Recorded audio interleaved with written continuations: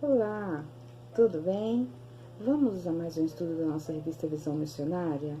O tema de hoje é o desafio da solidariedade.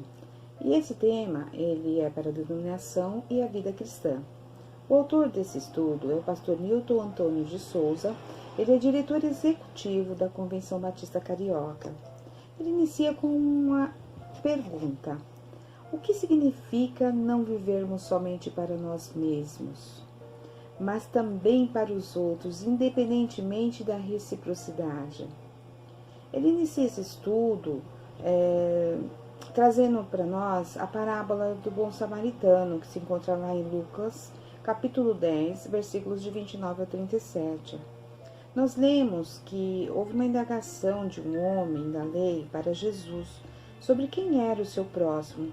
E Jesus, após narrar uma história de um homem assaltado, ele nos faz entender que aquele salteador, ou aquele assaltante, ele teve o seguinte posicionamento: o que é teu é meu, e fez o roubo.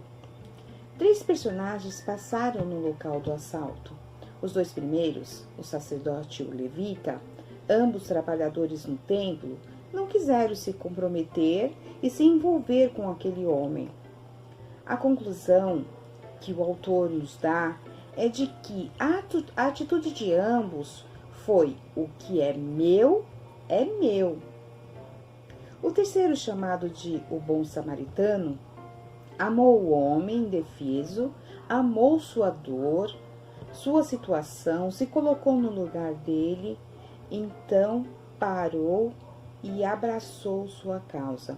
Derramou óleo e vinho sobre suas feridas, colocou em seus braços e supriu com todas as despesas para que quem poderia cuidar dele naquele momento tivesse todo o recurso necessário. E a sua postura pode ser reconhecida como: o que é meu é teu. O amor ao próximo é isso, respondendo à pergunta que o autor iniciou ali, Se podemos viver dessa maneira, sem receber a reciprocidade. Mesmo sem reciprocidade, ser sensível às necessidades e à responsabilidade para com o próximo. O autor ele enumera 3 oportunidades de praticarmos o bem, mesmo sem saber a quem, e principalmente aos domésticos da fé.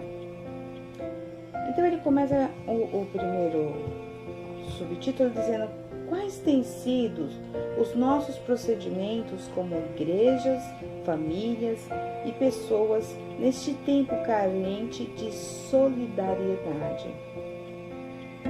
Quais maiores solidariedades que podemos oferecer? Primeiro, igrejas maiores, solidárias com as igrejas mais carentes. Então, este é um subtema, Esse tem sido um dos mais fortes legados da nossa denominação, a partir do plano cooperativo. Por isso, a necessidade de participarmos com as nossas orações, com os nossos dízimos e ofertas, para que, através da nossa organização, levantemos líderes, missionários, missões, por consequência, ponto de pregação, congregação, até que se tornarão igrejas e continuarão ajudando neste ciclo que ele só cresce na obra de Deus e no ID de Jesus.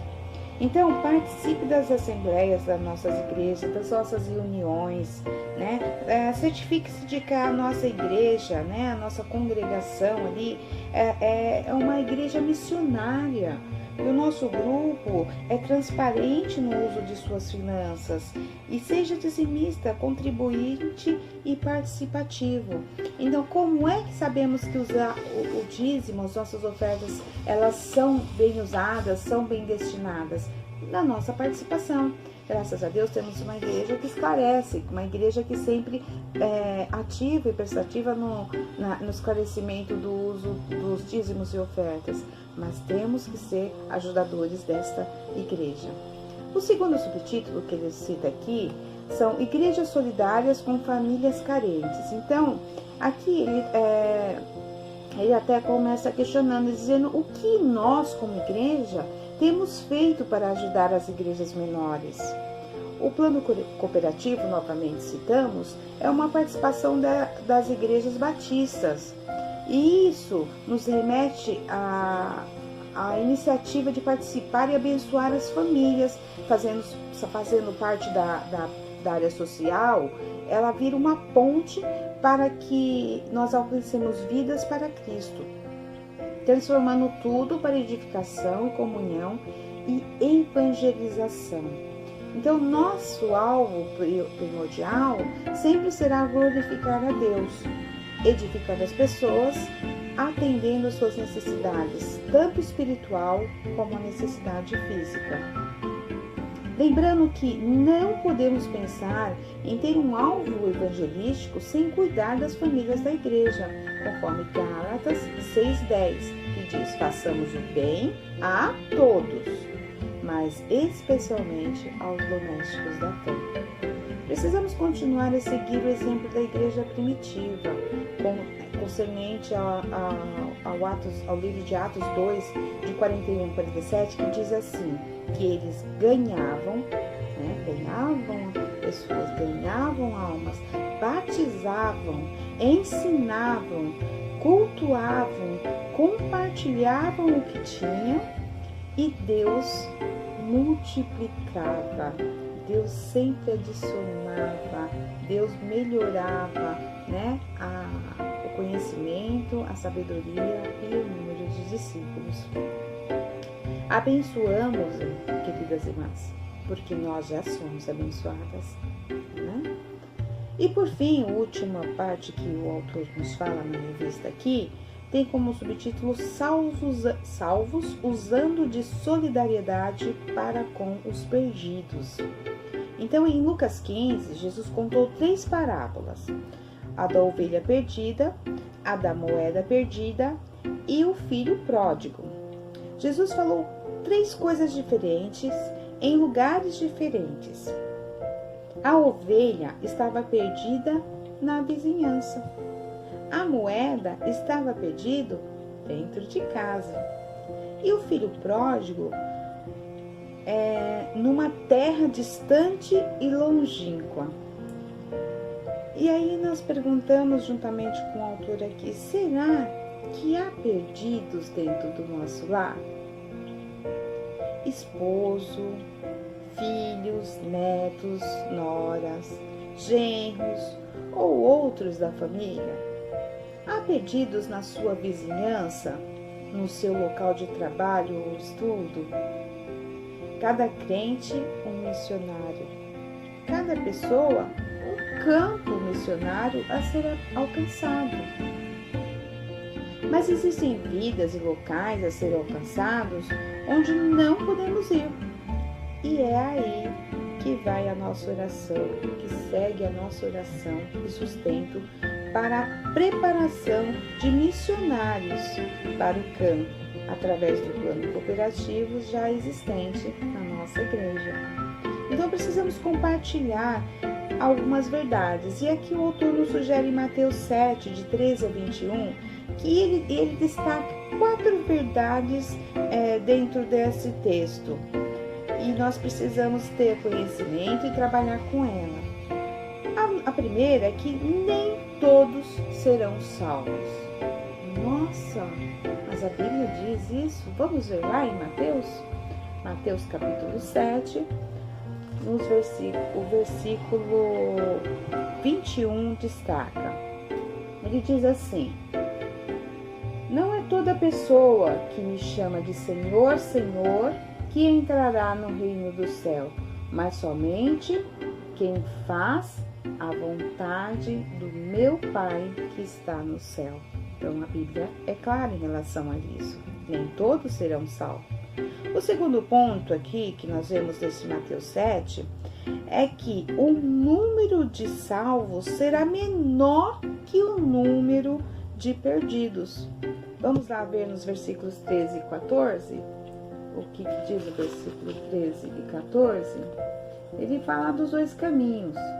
Entre pela porta estreita, porque a porta larga e o caminho fácil levam para o inferno, e há pessoas que andam por esse caminho.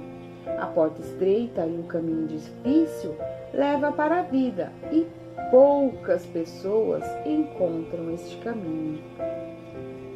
Então, o número de salvos será menor que o dos perdidos. Um terceiro ponto é que muitos que se consideram salvos nunca se salvarão. Difícil, né? Mas a Bíblia diz isso lá nos versículos de 15 ao 20. Vamos ler então? Ele vai nos alertar contra os falsos profetas, que diz assim: cuidado com os falsos profetas. Eles chegam disfarçados de ovelhas, mas por dentro são lobos selvagens. Vocês os conhecerão por que eles fazem. Os espinheiros não dão uvas, e os pés de urtiga não dão figos.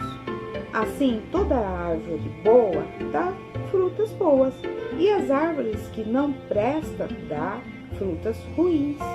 A árvore boa não pode dar frutas ruins, e a árvore que não presta não pode dar frutas boas. Toda árvore que não dá frutas boas é cortada e jogada no fogo.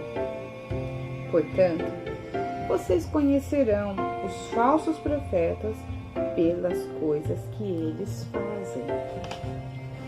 Então, aqui nesses três pontos, três pontos que foram citados, eles foram muito claros. Primeiro que nem todos serão salvos, o número de salvos será menor que o de perdidos, muitos que se consideram salvos nunca se salvarão, e agora o quarto ponto é que a salvação só é possível enquanto a pessoa vive. Então, não tem como nos reconciliarmos após a morte. E isso está no versículo 13, que vamos ler novamente, quando ele diz assim: entrem pela porta estreita, porque a porta larga e o caminho fácil levam para o inferno, e há muitas pessoas que andam por esse caminho. Só podemos andar enquanto vivos estivermos, não é isso? Por quantas pessoas temos orado para que venham a Jesus? Esse é o maior gesto de solidariedade, tirar as pessoas do caminho do inferno e colocá-las no caminho do céu. Que ações práticas, minhas irmãs, poderíamos fazer para oportunizar esse testemunho? Eu vou deixar aqui para nós fazermos uma meditação lá em Provérbios capítulo 11, versículo 25 e Mateus 25, de 35 ao 40. Ore para que comece em você a ação da igreja que você tanto cobra, a começar em mim. E juntas vamos colocar as ações em práticas transformadoras, para que a gente consiga ser essa igreja que Jesus nos ensinou. Deus a todos nós abençoe.